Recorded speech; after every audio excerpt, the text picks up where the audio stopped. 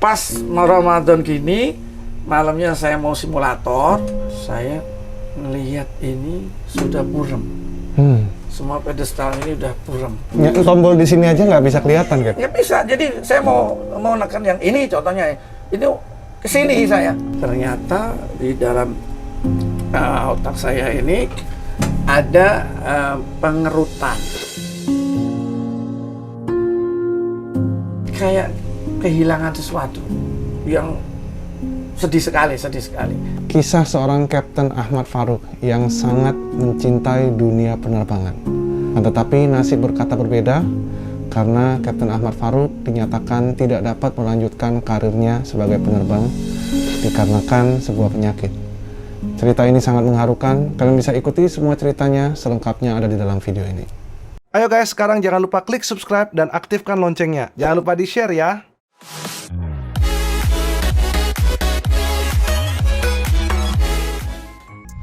Halo guys, salam rotate kembali dengan Kapten Vincent Aditya. Kembali dengan Kapten Ahmad Farouk. Salam Cap.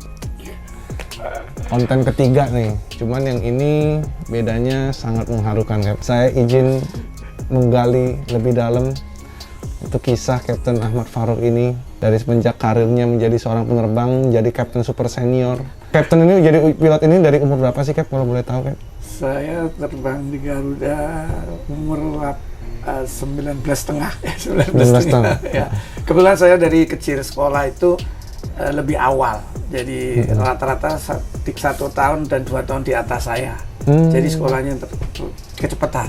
Nah, kemudian berjalan terus sehingga akhirnya ya memang dari kecil sukanya terbang-terbang juga sih, tapi bukan terbang pakai pesawat. Jadi dari kecil tuh saya suka terbang-terbang pakai sepeda gitu. Oh gitu ya, Cap? Iya. Oh, kelas 5 SD saya mulai terbang pakai sepeda. Jadi sepedanya saya ajak standing. Jadi jalan roda 1 sepanjang jalan saya jalan pakai itu. Wah, keren banget. Ini sepeda ini kenapa bisa diginiin nih, Cap? Jadi pertama sepeda standing satu roda. Nah, kemudian saya bikin lagi apa yang bisa ke depan aja gampang nanti. Apa nih? Coba akhirnya saya lompatin, orang tidur berapa orang, saya lompatin tanpa apa-apa, saya lompatin, tak bisa terbang. Ternyata bisa tanpa sayap. Terbang tanpa sayap. Ya, pikiran saya waktu sebenarnya kecepatan sebaiknya. Penyebabnya? Ketika kita cepat, kemudian weight di dalam sepeda ini kan akan berkurang. Nah, maka saya angkat badan saya bisa ngelompati awalnya 1 orang, 2 orang, 3 orang, akhirnya bisa banyak. Nah, dari situ kemudian saya mulai terbang pakai sepeda juga. Jadi kemudian saya bikin, sebenarnya ingin menghibur semua yang suka hobi-hobi gitu. Akhirnya saya bikin hiburan lagi, saya naik sepeda dengan mundur di sepanjang jalan. Kenapa bisa kayak gini, Cap? Ini udah umur loh, Cap loh. Saya itu ngelihatnya takut, Cap. Captain udah umur berapa ini, Cap? Saya 55 sekarang. Iya, ini kalau sampai ada apa-apa itu loh gimana, Cap? Memang lucu ya, Bang. Memang semua pada khawatir, tapi karena sudah terbentuk dari SD kelas 5 itu tadi, sehingga ternyata body ini automation body tentang dia standing, lompat, jumping, ya. Itu sudah ngikutin. Jadi bodinya sepeda dengan badan kita mau bawa kemana sudah nyatu. Nah, makanya saya akhirnya di daerah saya di Jepara, seluruh kota Jepara setiap saya lewat semua ngikut. Karena saya sepanjang jalan roda 1 di gitu jalan ya? Terus. Nah, itu mulai top. Banyak orang ikut, akhirnya karena saya ajari semua follower, waktu dulu belum ada kata follower. Semua yang ngikutin saya setiap hari Sabtu pagi sama malam Minggu. Nah, itu ngikutin saya standing terus jalan. Ini saya ajarin semua. Nah, akhirnya standing beneran di pesawat. Jadi beneran ya? Jadi malah jadi pilot beneran ya? Iya, jadi perangsangnya dari situ. Oh gitu ya? Jadi awalnya gara-gara pengen naik sepeda sampai keinginan jadi pilot pesawat? Iya, betul. Karena sepedanya saya ajak terbang-terbang. Jadi, wah kalau terbang beneran enak juga ya gitu. Gitu ya? Nah itu pertama kali itu ambil menempuh pendidikan di mana itu Cap pertama kali? Untuk penerbangnya. Pertama kali ya. Itu tes masuk atau enggak gimana dulu? Jadi gini, waktu saya SMA saya di Jakarta. Jadi waktu kecil karena saya tuh dianggap di kampung itu dengan kreativitas sepeda itu dianggapnya anak nakal. Karena ngebut di jalan. Makanya kemudian saya dikasih kesempatan sama orang tua saya, ya udah kamu sekolah di Jakarta aja. Sama Bude nanti di sana ya. Akhirnya saya di sekolah di SMA 47 Jakarta. Nah, kemudian dari situ lulus dari situ bingung, saya dulu pengennya jadi fisikawan. Nah, suka itu fisika. Nah, namun kemudian di UGM sama UI saya nggak terima untuk apa yang istilahnya yang tesnya itu nggak masuk. Akhirnya teman saya ngajak, oh yuk lamar yuk di itu LPPU. Apa tuh? Itu penerbangan. Naikin motor, boncengin. Saya dibonceng sama dia. Daftar bareng sama dia. Daftar, udah tes. Saya masuk, dia nggak masuk. Nasib berkata berbeda ya. Jadi akhirnya saya masuk, kemudian jadilah gini. Nah, dilarang saya dapat instruktur yang paling galak. Waduh. Killer lah pokoknya. Sama dia kalau nggak bisa ikutin, out. Nah, itu kisah di Curug. Maka saya ya ikutin lah aturannya dia lah ya. Kebetulan daripada nanti saya ditanya-tanya sama dia, mendingan saya baca duluan. Ya, kan, benar, gitu. benar. Nah, ketika saya baca aja dulu, nanti apa nih exercise-nya ini. Terus saya tanya teman saya, lu pernah ini? Pernah gini, buku mana? Ayo kita belajar. Begitu saya baca-baca, ternyata saya dicek untuk cek incipient spin. Oh, spin? Spin. Masuk spin? Ya, itu benar. Waktu saya, namanya kan sama instrukturnya kan. Nah, waktu itu di Lala, instruktur saya itu, kayak mau cek PPL waktu itu. Instruktur saya itu tidak ngajari inspection spin.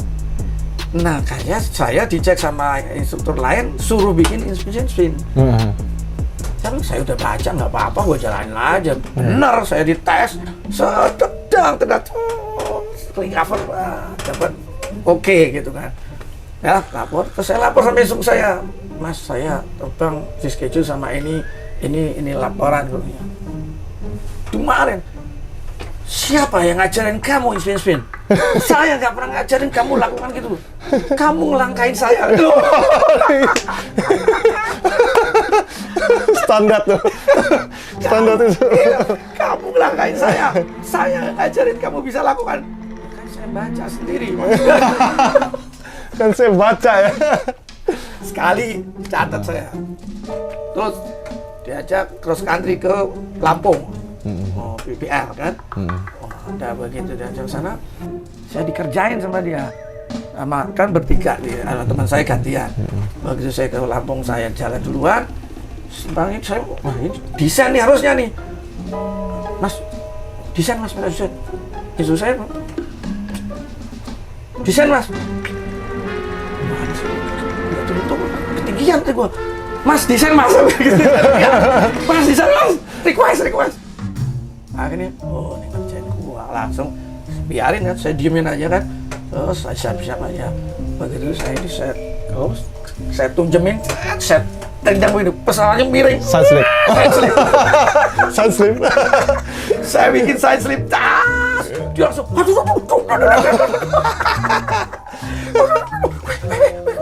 Begitu udah rendah, set final, langsung saya dapat landing. Langsung saya kan mau dipukul lah saya langsung siap-siap, saya turun, saya ngurus itu clearance, saya turun, saya tinggal aja, gantian teman saya yang baliknya ke teman saya. Dia yang kena. Akhirnya kabur, udah begitu udah balik, teman saya balik ke turuknya dia kan, cross country itu sampai selesai dimarahin saya. Kamu melawan instruktur ya? Siapa yang ngajarin kamu? Saya baca sendiri, Mas. Baca sendiri. Terus Udah, akhirnya training saya selamat. Semua banyak feel sama dia. Feel. Akhirnya pas dilalah, saya suruh lapor untuk lapor dia untuk terbang lagi karena saya udah ngabisin jam, udah selesai semua. Terus kemudian saya itu salah ngomong. Mas, lapor mas, ya.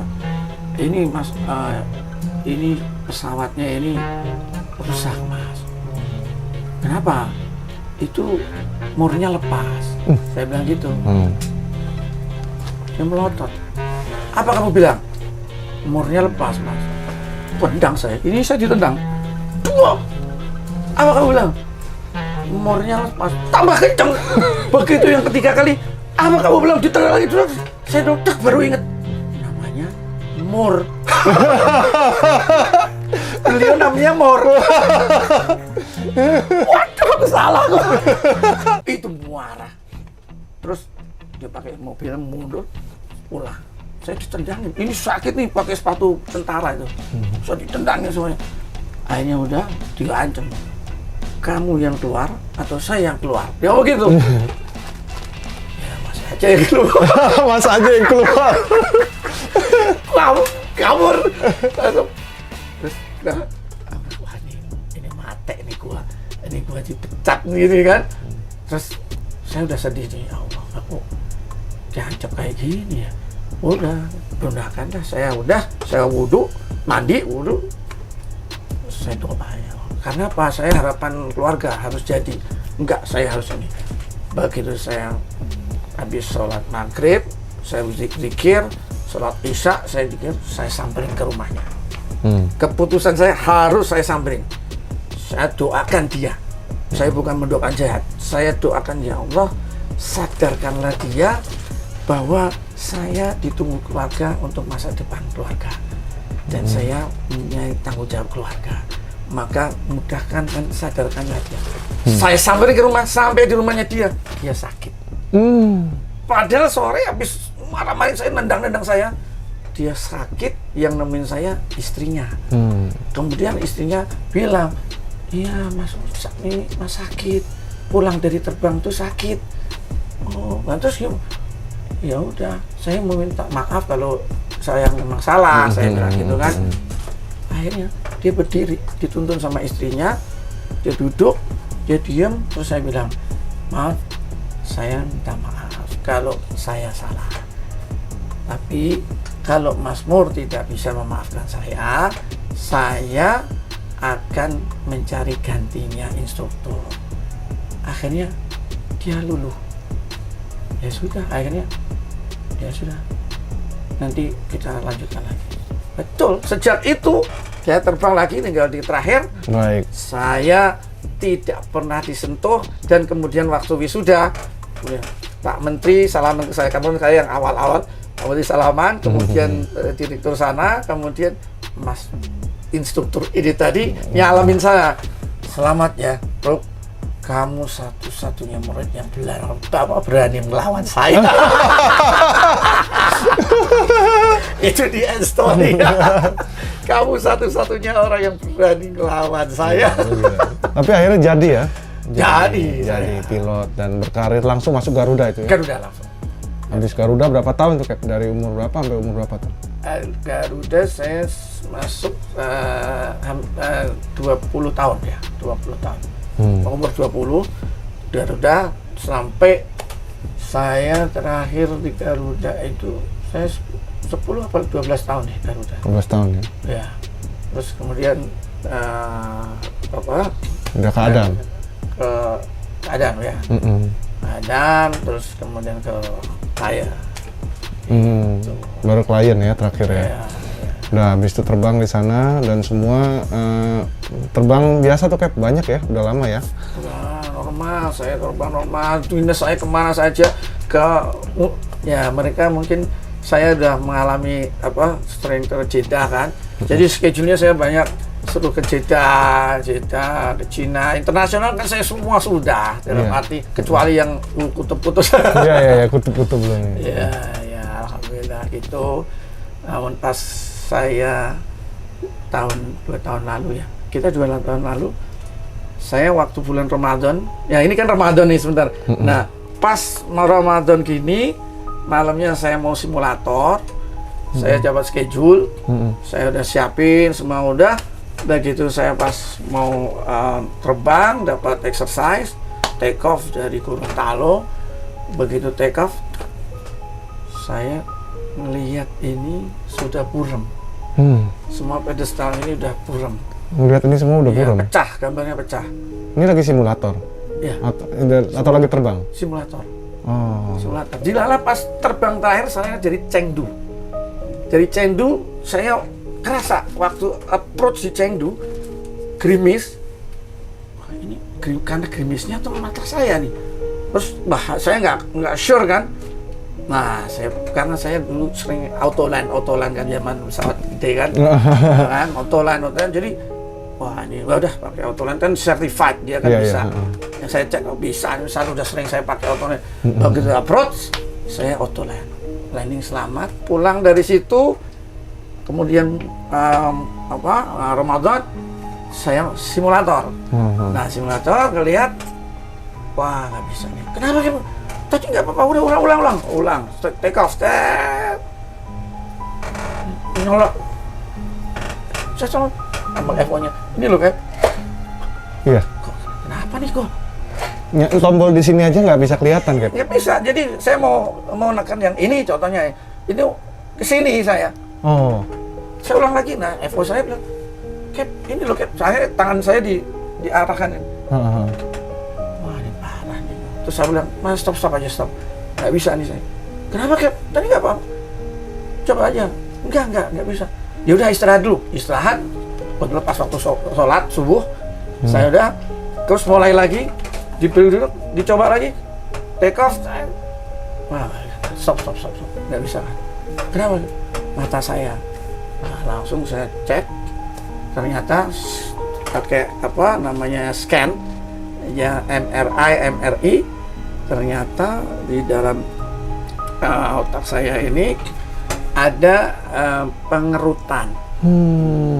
Jadi pengerutan saraf di otak ini kiri kanan itu sangat signifikan sehingga saya tidak bisa melihat dengan jelas dan untuk aviation dinyatakan ke rumah sakit bahwa di rumah sakit Gatot Subroto itu disampaikan, Cap, saya sedih, saya menjaga supaya Kapten nggak gini, tetap terbang aja. Nggak, kalau keputusannya di situ memang tidak bisa, saya ikhlas karena saya sudah lakukan banyak hal. Ya, akhirnya dokter rumah sakit ya sudah dengan berat hati saya ikutin apa yang dirasakan itu. Benar. Nah, akhirnya saya laporan ke rumah sakit aviation bahwa ya sudah. Akhirnya saya minta maaf sama dokter itu, teman-teman semuanya.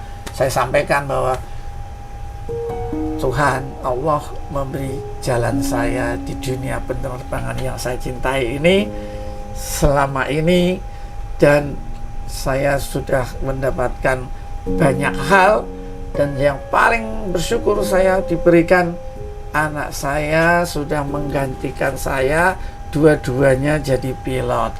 Ini yang sehingga obat daripada hati ya, dari apa pencapaian itu tersalurkan di anak saya, dua-duanya terbang. Nah, alhamdulillah yang nomor 3 si perempuan juga sudah di UI, sebentar lagi selesai. Nah, tinggal si kecil si Farik ini insya Allah lancar lah. Dan satu hal yang saya ingin sampaikan ke teman-teman saudaraku semuanya di dunia penerbangan, profesi jalani dengan sungguh-sungguh, dengan menyelamatkan orang, memberikan manfaat banyak orang, dan setelah itu menabunglah kamu untuk hari akhir kamu. Setelah meninggal itu ada yang engkau petik dalam kehidupanmu dulu, kebaikan-kebaikan akan menjadi akumulasi, menjadi bekal kamu kembali pada Tuhan. Nah, alhamdulillah saya membuat pesantren dan banyak yang gratis, orang yang tidak mampu bisa kita sekolahkan, dan kita dapat usaha, dapat beasiswa dari Sudan University. Setiap tahun kami dapat 10 sampai 15 orang itu gratis sampai doktor. Iya. Ini kehendak Tuhan. Jadi saya peduli dengan pendidikan.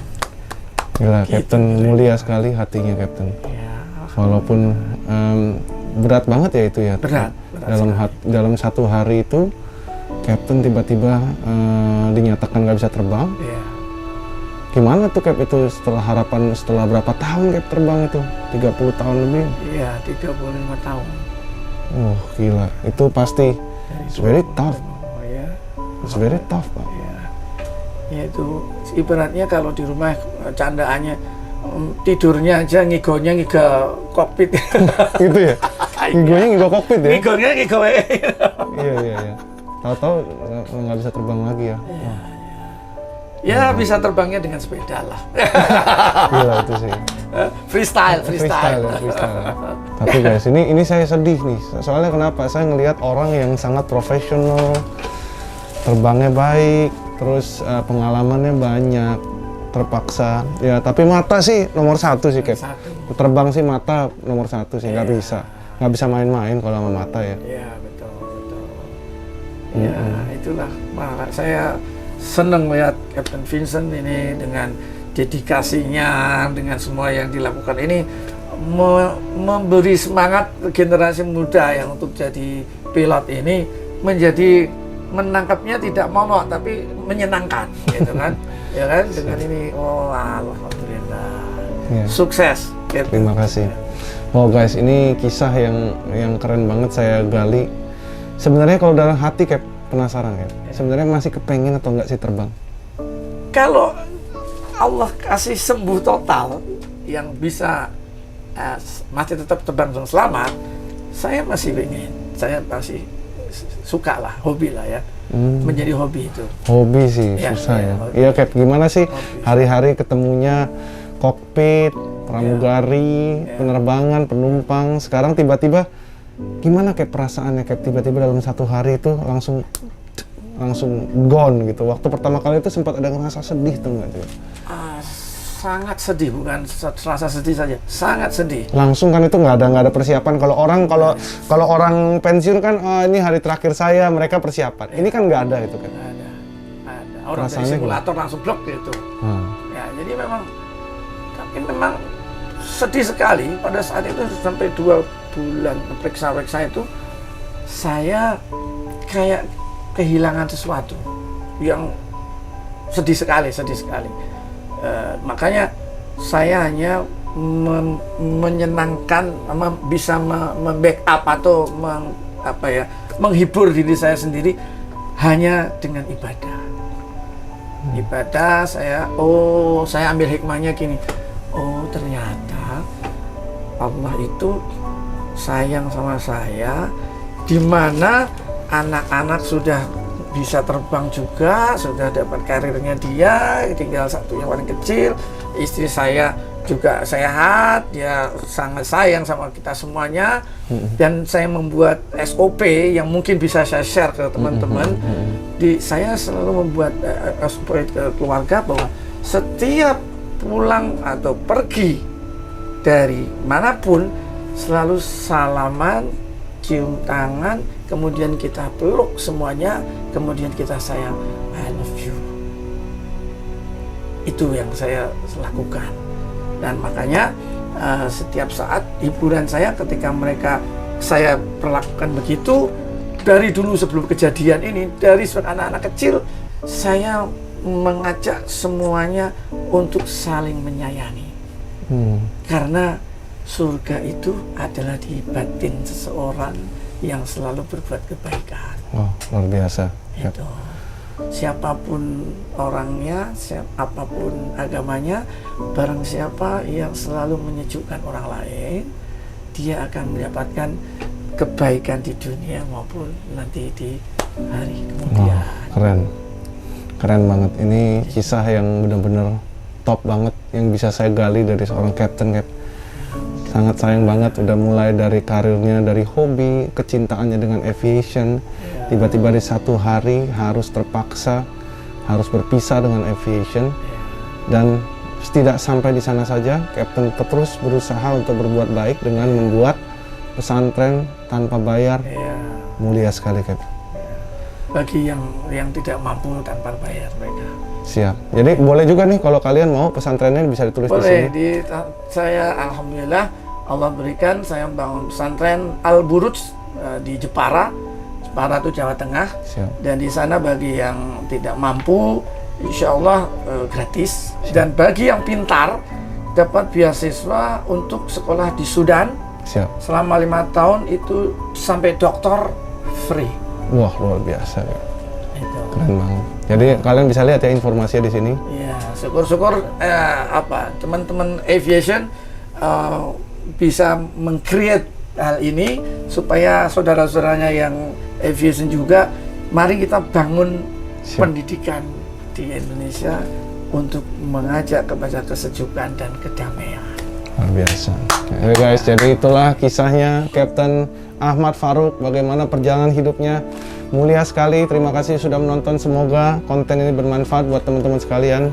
Ini sudah sangat menyentuh buat saya rasa ini sudah waktunya kita berpisah. Buat kalian semua yang ingin memiliki kaos pilot yang seperti ini, yang ada barnya dan wingnya, ataupun yang ada dasinya, atau hoodie yang biasa saya gunakan, kalian bisa kunjungi Instagram atau Tokopedia-nya Captain Wear. Aviation Fashion only with Captain Wear. Terima kasih sudah menonton, jumpa lagi di video berikutnya. Sampai jumpa dan salam rotate. Bye. Hai guys, kita akan terbang bersama Captain Ahmad Farouk. Di sini sudah 2 tahun lebih dia tidak terbang dengan simulator ya Cap ya. Sekarang kita akan coba terbangkan simulator ini bersama Captain Ahmad Farouk karena dia itu pengalaman banget. Berapa jam Cap di pesawat ini ada? Aduh, berapa 5 berapa ya? Maksudnya berapa kan? 5.000, 6.000 lebih? Lebih 10.000 ada? Lebih. Wih, 10.000 lebih. Banyak ya di pesawat ini ya. Di pesawat ini 15.000 ya, gila Cap. Sekarang kita kasih kesempatan Captain Farouk, semoga masih bisa ya kita terbangkan touch and go.